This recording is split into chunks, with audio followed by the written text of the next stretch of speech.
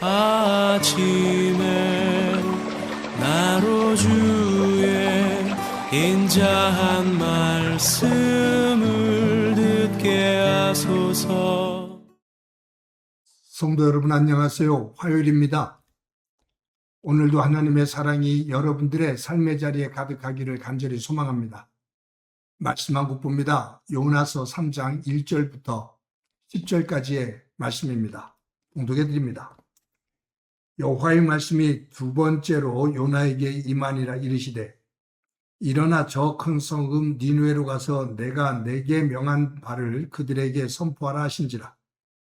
요나가 여호와의 말씀대로 일어나서 니느웨로 가니라. 니느웨는 사흘 동안 걸을 만큼 하나님 앞에 큰 성읍이더라. 요나가 그 성읍에 들어가서 하루 동안 다니며 외쳐 이르되 40일이 지나면 니느웨가 무너지리라 하였더니 니느웨 사람들이 하나님을 믿고 금식을 선포하고 높고 낮은 자들을 막론하고 굵은 베옷을 입은지라. 그 일이 니느웨 왕에게 들림에 왕이 보좌에서 일어나 왕복을 벗고 굵은 베옷을 입고 제 위에 앉으니라.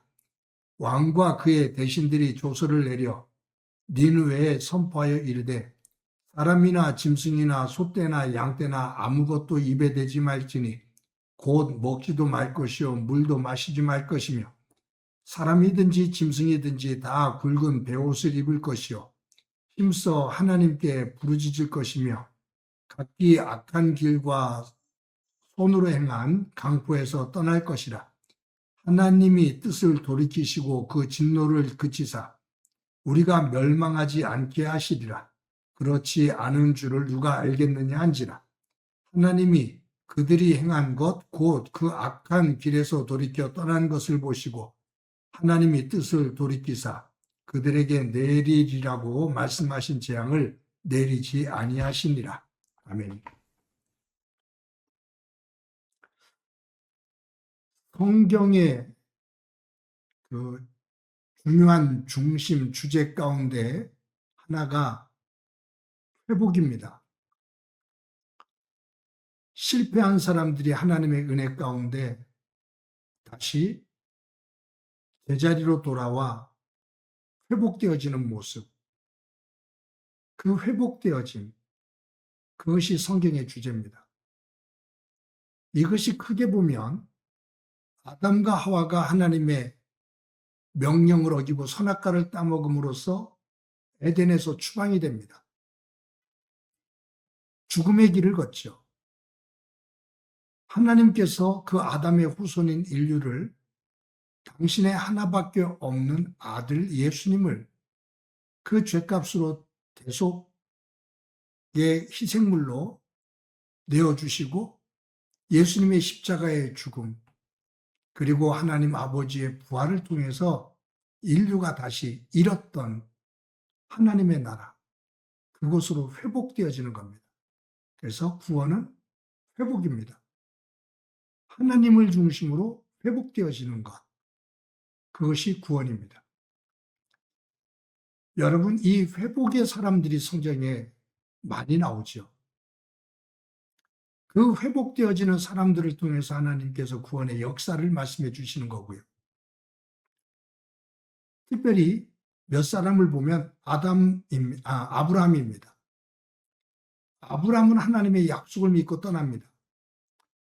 하나님이 그를 통해서 아브라함과 사라 사이의 그 부부를 통해서 하늘의 별처럼 바다의 모래처럼 많은 자손을 주시겠다 약속했는데 아브라함이 그 하나님의 말씀을 믿지를 못해요. 사라의 여종인 하갈을 통해서 이스마엘을 낳게 됩니다. 이것이 나중에 이스라엘에게 쓴뿌리가 되죠.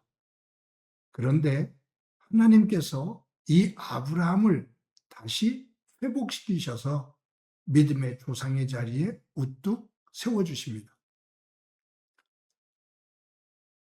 다윗을 봐도 그렇죠. 다윗이 성군이잖아요. 정말로 신실한 사람이죠. 하나님의 마음에 합한 사람입니다. 그런데 다윗이 우리아의 아내 밧세바를 범해요. 시치미를 뚝 떼고 그 죄를 숨깁니다. 하나님께서 진노하시죠. 다윗이 자신이 지은 죄를 하나님께서 지적하시니까 다윗이 엎드려 하나님 앞에 통곡하면서 죄를 회개합니다. 그 통곡하는, 잘못을 고백하는 다윗의 회개 기도를 들으시고 하나님께서 다시 회복시켜 주셔요. 그것이 다윗의 복된 삶입니다. 신약에 와서도 베드로가 대표적인 인물이죠. 예수님에게 자신이 죽으면 죽었지 예수님을 배반하고 떠나는 일은 없을 거라고 호언장담했는데 예수님을 3번씩이나 부인하며 도망가죠. 예수님께서 그 베드로를 찾아오십니다.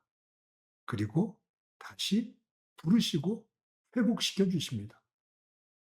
아브라함도 하나님의 은혜 가운데 회복됩니다. 다윗도 회복됩니다. 베드로도 회복됩니다. 그 과정 속에서 회복은 하나님의 은혜로 이루어진 겁니다. 아브라함의 의, 다윗의 의, 베드로의 의가 아닌 어떤 행위도 아닌 하나님의 은혜로 다시 회복시켜 주신 겁니다. 여러분, 요나서를 보면서 우리가 그 측면에서 한번 살펴볼 필요가 있어요. 요나서 1장에 보면 하나님께서 선지자 요나에게 임하십니다. 그리고 하나님께서 말씀하십니다.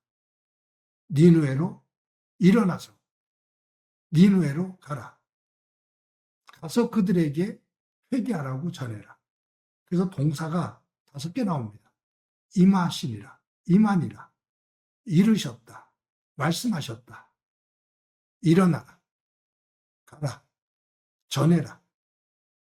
그런데 이 명령을 들은 요나가 하나님의 말씀에 순종하지 않고 불순종하면서 하나님이 명하신 니느웨와 전혀 반대 방향인 다시스로 도망갑니다. 하나님의 낯을 피하여 하나님의 얼굴을 피하여 도망갑니다. 그리고 기도도 하지 않습니다. 하나님으로부터 멀어집니다. 하나님께서 진노하시며 요나를 물고기 뱃속에 던지십니다. 그 속에서 요나가 회개하며 기도를 하지요. 그때 하나님은 물고기로 하여금 요나를 해변에 토해내게 하십니다. 물고기 배에 있다가 토해져서 해변가에 엎드러진 요나에게 오늘 이 3장 1절 2절에 보면 하나님께서 1장에서 요나를 부르실 때와 똑같은 동일한 동사를 5번 말씀하십니다. 임하니라, 이르시되, 일어나라, 가라, 외쳐라. 1장에서 하나님께서 임하셔서 말씀하시고 일어나라고, 가라고. 내가 너에게 들려준 말을 가서 외치라. 근데 어긋나잖아요. 요나가 불순종하잖아요. 하나님께서 뒤에 흔드셔서 다시 그 해변으로 토해내게 하신 다음에 그곳에서 하나님께서 다시 임하십니다. 그리고 말씀하십니다. 일어나라. 가라. 내가 너에게 전하라고 말한 그 말씀을 가서 전해라.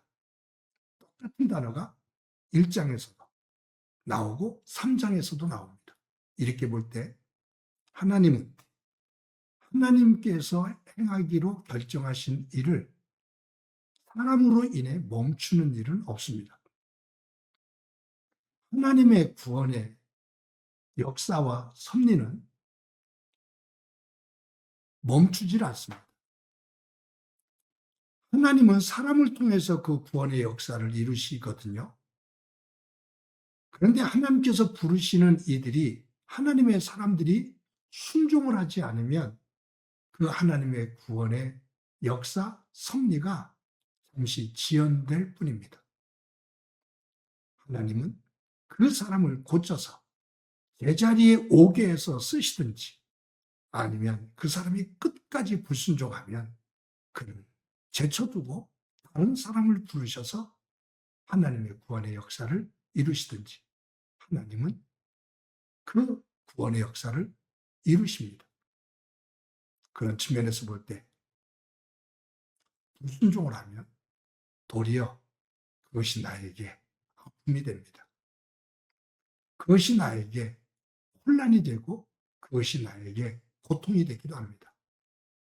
그런 의미에 순종이 힘든 것 같지만 순종이 하나님 안에서 가장 복된 길입니다.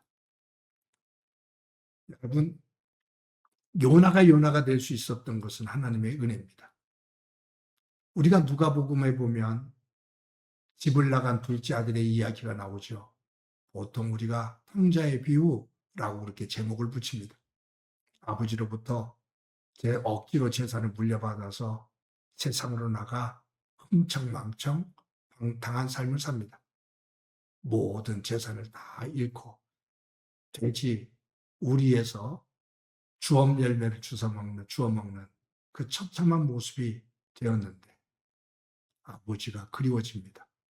아버지 집으로 돌아가서 아버지의 아들이 아닌 종으로라도 살았으면 좋겠다라는 마음으로 집으로 돌아옵니다.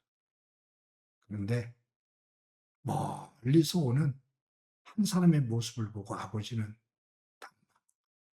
아들인 것을 느끼고 맨발로 뛰어나가 그 아들을 품에 안습니다. 그리고 옷을 갈아입히고 목욕을 시키고 손에 가락지를 끼우고 잔치를 베풉니다. 아들로서의 위치를 회복시켜 주는 거죠. 하나님의 은혜입니다. 성경 안에서의 주제는 회복인데 그 회복은 하나님의 은혜입니다. 사랑하는 성도 여러분, 오늘도 저와 여러분을 부르셔서 하나님의 자녀 삼아 주신 하나님의 은혜, 순간순간 순종의 길을 걷지 못하고 어긋난 길을 갈 때에도 하나님께서 흔들어 깨우시고 하나님께서 그 순종의 길로 다시 세워주시며 우리를 하나님의 자녀의 자리, 하나님의 복의 자리로 세우시는 이 회복의 은혜, 이 은혜를 노래하며 살 수 있는 저와 여러분이 되어지기를 간절히 소망합니다. 한번 기도합니다. 하나님 감사합니다. 성경의 믿음의 사람들이 하나님의 은혜로 회복이 되어 하나님의 영광된 백성이 되는 것을 보는데 우리들도 하나님의 은혜 가운데 회복이 되어 우리의 삶이 그 성경에 나오는 믿음의 사람들의 그 뒤를 이어 하나님께 기쁨이 되어지며 하나님의 은혜와 영광을 드러내는 삶이 되도록 은총 베풀어 주옵소서. 우리의 귀를 열고 마음을 열어 하나님의 말씀을 새기게 하시고 그 말씀에 순종하는 복된 길 걷게 하옵소서. 예수님의 이름으로 기도드립니다. 아멘.